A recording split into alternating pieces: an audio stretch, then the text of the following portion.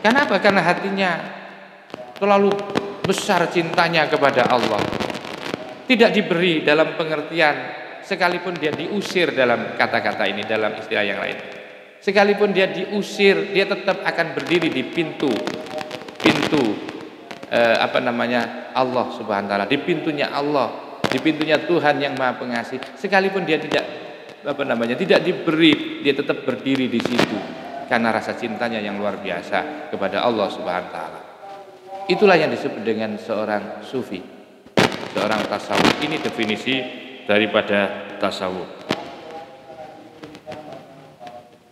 Al-inakhatu ala babil habib wa inturido. Wakilah definisi yang lain, para ulama ada yang mendefinisikan sebagaimana berikut. Soffatul qurabi ba'da kadratil bu'di. Tasawuf adalah beningnya hati karena dekat kepada Allah. Serta setelah kotor karena jauh dari Allah. Jadi hatinya bening, bersih karena dekat kepada Allah.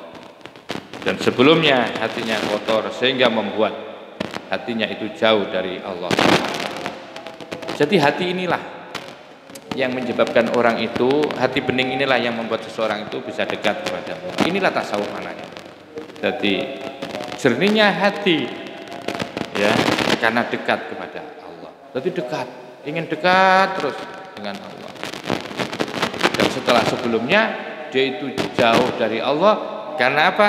Karena kotor daripada hatinya. Yang mengotori hati itu haruslah kita buang jauh-jauh, harus kita hindari, harus kita isi hati kita itu dengan sesuatu yang bisa menjadikan hati ini jernih, seperti bertakwa kepada Allah, ikhlas, ridho, taslim, tawakal. Ini adalah sesuatu yang bisa menjernihkan hati kita sehingga bisa menjadikan hati kita adalah hati yang dekat dengan Allah. Al-julusu ma'allahi bila hamid. Bermujalasah dengan Allah bila hamin, dengan tanpa adanya keinginan apa-apa. Hanya ingin berduduk manis, ingin mendapatkan rasa cinta, tidak punya kebutuhan. Bukan berzikir untuk mendapatkan rezeki, bukan menghafalkan Al-Quran karena ingin ini, bukan.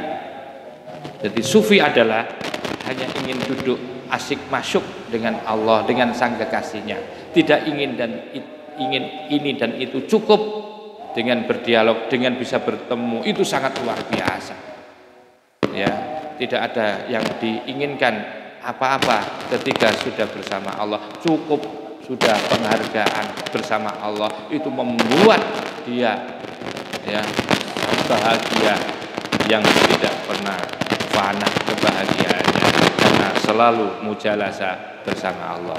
Bagaimana caranya? Maka fadhkuruni adzkurkum. Ingatlah kalian kepada aku, adzkurkum, pasti aku akan ingat kepada kalian semua. Ini cara bermujalasah dengan Allah Subhanahu wa taala. Wakilah sebagian ada yang mendefinisikan tentang makna tasawuf adalah wa al-ismatu an ru'yatil kauni, menjaga hati. An ru'yatil kauni, dari memandang sesuatu yang selain Allah, artinya memandang makhluk, memandang ciptaannya saja. Berusaha semaksimal mungkin hatinya dijaga untuk selalu menghadirkan Allah ya dengan ciptaan-ciptanya ini.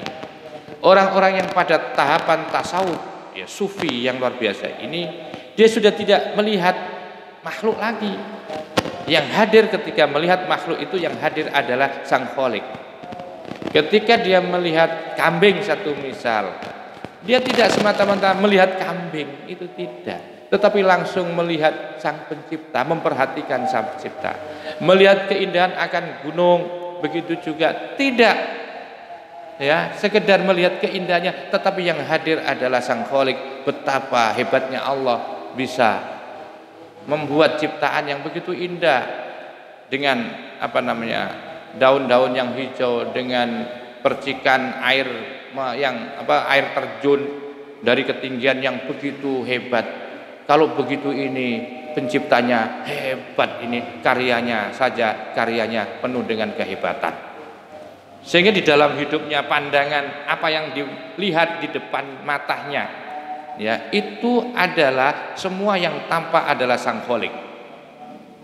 Ketika saya melihat satu misal, melihat sepeda motor, maka yang tampil itu bukan sepeda motor, tapi rezeki yang telah dikirim dulu oleh Allah sehingga saya bisa mempunyai sepeda motor. Ketika saya melihat rumah yang besar ini, yang tampak itu adalah bahwa ini adalah karunia dan pemberian Allah.